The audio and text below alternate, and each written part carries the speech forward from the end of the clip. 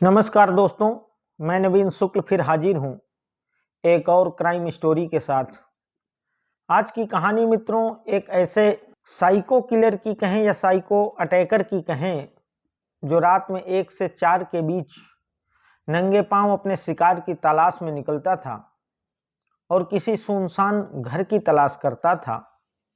फिर किसी महिला को टारगेट करता था और हमले के बाद जब महिला चीखती चिल्लाती और तड़पती थी तो उस महिला का खून और तड़प देखकर इस साइको अटैकर को बेहद सुकून मिलता था मित्रों।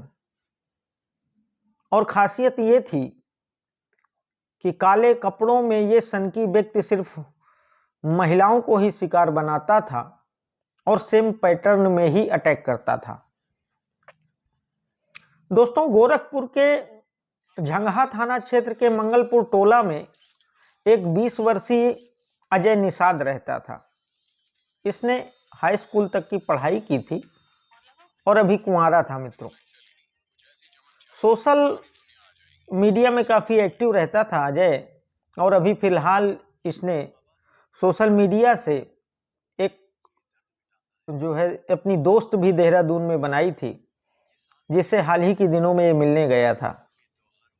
दरअसल मित्रों, इन सब मामलों से पहले एक नाबालिग की फोटो एडिट करके वायरल करने के जुर्म में अजय को 2022 में जेल भेज दिया गया था। इस मामले में मेडिकल जांच के बाद दुष्कर्म की धारा भी बढ़ाई गई थी मित्रों। और बाहर आने के बाद पीड़िता की मां ने सुलह के लिए धमकी देने को लेकर अजय पर धमकी की भी रिपोर्ट दर्ज करवाई थी। तभी से अजय को लगा कि उसे झूठे मामलों में फंसाया जा रहा है और वो महिलाओं से नफरत करने लगा। तो गोरखपुर के इसी झंगहा थाने के मंगलपुर टोला में 13 नवंबर को एक बेहद सनसनीखेज वारदात को अंजाम दिया गया। दरअसल शांति देवी नाम की एक महिला अपने घर के बाहर चारपाई में सोई हुई थी। तभी अचानक पीछे से कोई आया और किसी भारी चीज से, लोहे की राड से या किसी और डंडे से, भारी चीज से उसके सर पर जोरदार प्रहार किया। यह वार इतना जोरदार था मित्रों कि शांति का सर फट गया और खून के फव्वारे निकलने लगे। खैर, इसी हालत में शांति ने किसी तरीके खुद को संभाला और मुड़कर जब उसने देखा तो एक नौजवान लड़का हमला करके भाग रहा था और उसे देखकर वो हमला करने वाला लड़का शांति को देखकर जोर जोर हंस रहा था। शांति इस नौजवान लड़के को जानती भी नहीं थी और ना ही शांति की कभी किसी से कोई दुश्मनी रही थी मित्रों। हमलावर भागते हुए हंस रहा था, यह बड़ी हैरान करने वाली बात थी। शांति को लगा कि उसकी किसी से दुश्मनी नहीं है और इसने अचानक आके हमला कर दिया, ये उसे पहचानती भी नहीं है, हंस रहा है, तो हो सकता है कि ये कोई पागल हो। खैर, शांति के चीखने चिल्लाने की आवाज सुनकर पास पड़ोस के सभी लोग इकट्ठे हो गए, सब आ गए, लेकिन तब तक वो हमला करने वाला लड़का वहां से फरार हो चुका था। सबने शांति को अस्पताल में एडमिट करवाया, जहां शांति को 12 से 14 टांके लगे मित्रों। इतना भीषण अटैक था। और फिर इस पूरे मामले की सूचना पुलिस को भी दी गई। पुलिस ने केस दर्ज करके इस पूरे मामले की छानबीन शुरू कर दी और पुलिस ने सबसे पहले शांति के परिवार वाले, पास पड़ोसियों और आसपास के लोगों से ही पूछताछ शुरू की, लेकिन इस हमले का कोई सटीक कारण, कोई सटीक जानकारी नहीं मिल पाई। अब पुलिस क्या करती? उस हमलावर को कोई पहचान ही नहीं रहा था, कोई सुराग नहीं मिल रहा था। तो पुलिस ने सीसीटीवी कैमरों की पड़ताल करने का फैसला किया लेकिन जहां ये घटना हुई थी उस जगह कोई सीसीटीवी कैमरा था ही नहीं मित्रों। अब पुलिस काफी परेशान हुई, लेकिन फिर पुलिस ने तय किया कि आसपास के सभी सीसीटीवी कैमरों को खंगाला जाएगा। और इसी सिलसिले में गोरखपुर पुलिस ने आसपास के एरिया के लगभग 150 सीसीटीवी कैमरों की जांच पड़ताल शुरू की। क्योंकि मामला बेहद गंभीर था मित्रों, ऐसे अटैक हो सकता है कि किसी की जान भी चली जाए ऐसे अटैक्स में। इतने भीषण अटैक कर रहा था वो हमलावर। गोरखपुर पुलिस ने मित्रों इस अपराधी को ट्रेस करने और गिरफ्तार करने के लिए कुल 19 टीमें बनाई थी, गठित की थी, और सभी की सभी 19 टीमें इस कातिल की खोजबीन में लगी हुई थी। सीसीटीवी में पुलिस को एक 20-22 साल का लड़का भागते हुए नजर आया मित्रों। जब उन 150 सीसीटीवी कैमरों को खंगाला जा रहा था तो इस एरिया से एक 20-22 साल का नौजवान भागते हुए चला जा रहा था। आमतौर पर जब लोग एक जगह से दूसरी जगह जाते हैं तो आराम से चलकर जाते हैं, उसमें भागने दौड़ने की कोई आवश्यकता ही नहीं होती। तो एक चीज साफ जाहिर हो रही थी कि अगर ये लड़का भाग रहा है तो कुछ ना कुछ संदिग्ध तो है। और पुलिस ने इसी शक पर इस लड़के की तलाश तेज कर दी। पुलिस ने शांति देवी को भी ये फुटेज दिखाया, इस लड़के वाला जो भाग रहा था। जब शांति देवी ने ये फुटेज देखा तो उसने तस्दीक किया कि अटैक करने वाला लड़का तो यही है। लेकिन अब मुसीबत सबसे बड़ी ये थी कि शांति देवी सिर्फ उसको हुलिये से और बाकी चीजों से पहचान रही थी, लेकिन उसको ये पता नहीं था कि ये कौन है, कहाँ का है, कैसा है, क्या करता है, ये उसके बारे में कोई जानकारी ही नहीं थी मित्रों। अब पुलिस ने घटना वाले एरिया के घटना के समय के सभी फोन्स के जो डंप डेटा थे मित्रों, उनकी जांच शुरू की और उनमें से टोटल 50 नंबरों को शॉर्ट लिस्ट किया जिन पर पुलिस को शक हो रहा था। और अब उन नंबरों की कॉल डिटेल्स खंगालना शुरू किया। असल में दोस्तों, पुलिस इन नंबरों से सीसीटीवी की फुटेज को रिलेट करके इस हमलावर तक पहुंचना चाहती थी। पुलिस अगले 4-5 दिनों तक मित्रों इस कार्य में लगी रही और आखिरकार अंत में पुलिस को सफलता मिल ही गई और पुलिस ने इस लड़के को गिरफ्तार कर लिया।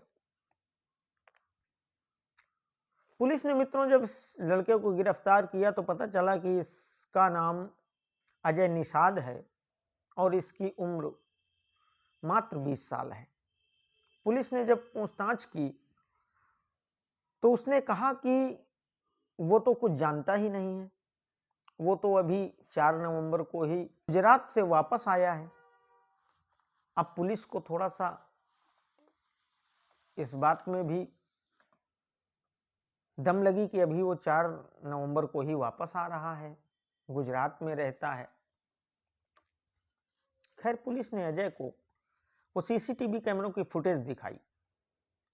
फुटेज में जब अजय ने खुद को देखा और अपना चित्र देखा तो अजय थोड़ा घबराया। इससे पुलिस को भी जो शक थी वो थोड़ा सा यकीन में बदली। इसके बाद पुलिस ने अजय से अपने तरीके से सख्ती से पूछताछ शुरू की तो अजय ने स्वीकार कर लिया कि 13 तारीख को शांति देवी के ऊपर जो अटैक किया गया था उसे अजय ने ही किया था। पुलिस ने अब इससे इस हमले का कारण पूछा मित्रों तो उसने बताया कि वह तो शांति देवी को जानता भी नहीं है। अब पुलिस और अचंभे में पड़ी। पुलिस ने बेहद हैरानी से फिर अजय से पूछा कि आखिर अगर आप शांति को जानते भी नहीं हो, आपकी कोई दुश्मनी नहीं है, तो फिर आपने ये हमला क्यों किया। और अजय ने जो जवाब दिया मित्रों वो बेहद हैरान करने वाला था। अजय ने बताया कि जब कोई महिला हमले के बाद तड़पती है, चिल्लाती है, और जब मैं उसका खून देखता हूं तो मुझे बहुत मजा आता है। मैं महिलाओं से नफरत करता हूं, इसीलिए मैं महिलाओं पर हमला करता हूं। अजय ने पुलिस को बताया कि यह कोई पहला मामला नहीं है, मैंने इससे पहले और 5 महिलाओं पर हमला किया है, जिनमें से एक महिला की मौत भी हो चुकी है। दरअसल मित्रों, अजय अपने स्कूल का टॉपर स्टूडेंट था। उसका फ्यूचर बेहद ब्राइट था। ये पूरे स्कूल में और मोहल्ले के सारे लोग मानते थे कि वो पढ़ने लिखने में बहुत अच्छा लड़का है। लेकिन स्कूल के बाद अजय को एक लड़की से प्यार हो जाता है, और उस लड़की ने भी अजय के प्यार को, अजय के इस प्रपोजल को स्वीकार कर लिया था। खैर, दोनों मिलते जुलते रहे, और एक दिन अजय जब उस लड़की से मिलने उसके घर पहुंचा तो उस लड़की के घर वालों ने पकड़कर अजय को बहुत बुरी तरीके से पीटा, और पीटने के बाद दुष्कर्म का मुकदमा किया अजय के खिलाफ, और अजय जेल चला गया। और अब वो लड़की भी अपने परिवार वालों का ही साथ दे रही थी। इस बात से अजय को बहुत धक्का लगा। उसके घर वालों ने अजय को मारा था, पीटा था, लेकिन उस बात से अजय को उतना परेशानी नहीं थी जितना अजय इस बात को लेकर परेशान था कि वो लड़की बदल गई। उसने भी अजय से प्यार किया था, लेकिन आज अवसर देखकर वो अजय के खिलाफ खड़ी हो गई। इस बात से अजय को बहुत ज्यादा गुस्सा था। लड़की की इस हरकत से अजय को लड़कियों और महिलाओं से नफरत हो गई। मित्रों, जेल से छूटने के बाद अजय ने छोटी मोटी चोरियां शुरू की, और फिर 29 मई को इसने एक महिला को लूटने का प्रयास किया। मित्रों, और जब उस महिला ने इसका विरोध किया तो इसने उसके सर पर एक लोहे की रॉड से जोरदार प्रहार किया, और जब ये महिला तड़पने लगी, गिर गई, उसके सर से खून निकलने लगा, तो इसे बहुत मजा आया। दरअसल मित्रों, यह अजय के अर्ध विक्षिप्त होने की शुरुआत थी। घर वालों को जब इस बात का पता चला कि ये इस तरीके की हरकतें कर रहा है, अर्ध विक्षिप्त टाइप के काम कर रहा है, बातें कर रहा है, तो घर वालों ने इसे गुजरात भेज दिया। और गुजरात जाकर अजय जो है पेंटिंग का काम, पुट्टी का काम, इस तरीके की दिहाड़ी मजदूरी करने लगा।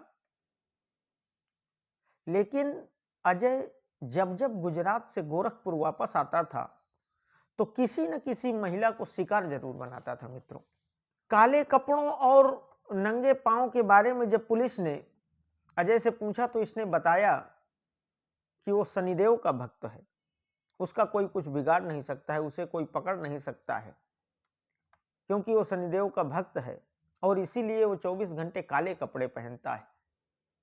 13 नवंबर को उससे थोड़ी सी भूल हो गई, इस वजह से वो पकड़ा गया, वरना उसे कोई कभी पकड़ नहीं पाता। और नंगे पांव को लेकर उसने बताया कि वारदात के समय भगने में कोई समस्या न हो, इसलिए वो नंगे पैर वारदात को अंजाम देता है। पुलिस ने जब इसके फोन की जांच की थी मित्रों, तो पाया था कि ये देहरादून में एक नंबर से घंटों घंटों बात करता रहता है। पुलिस ने जब अजय से इस नंबर के बारे में पूछा तो अजय ने बताया कि वो नंबर उसकी गर्लफ्रेंड का है, और वो अभी देहरादून उससे मिलने भी गया था। पुलिस थोड़ा सा चौंकी। पुलिस ने कहा कि एक तरफ तुम कहते हो कि तुम्हें लड़कियों और महिलाओं से नफरत है, और जिसे तुम अपनी गर्लफ्रेंड बता रहे हो, जिसे अभी मिलने गए थे, वो भी तो एक महिला ही है, लड़की ही है। खैर, अजय ने इस बात का बहुत शांति से, सुकून से जवाब दिया, और अजय ने कहा कि मैं सोशल मीडिया से उससे मिला, परिचय हुआ, लेकिन जब मैंने उससे बात की तो उसने मुझसे इतने ढंग से, इतने सलीके से बात की कि मुझे उससे प्यार हो गया। मुझे लगा कि वो मुझे समझती है और वो भी मुझे प्यार करती है। तो इस दुनिया में सिर्फ उस लड़की के अलावा मुझे कोई लड़की और कोई महिला पसंद नहीं है, मुझे हर लड़की और हर महिला दुश्मन की तरीके दिखती है। और अजय ने कहा कि उस लड़की के अलावा वो दुनिया की हर लड़की, हर औरत से नफरत करता है। तो ये थी मित्रों एक सनकी इंसान की सच्ची कहानी। कहानी अगर आप सबको पसंद आई हो तो मेरे चैनल को शेयर और सब्सक्राइब जरूर करिएगा। बहुत बहुत धन्यवाद।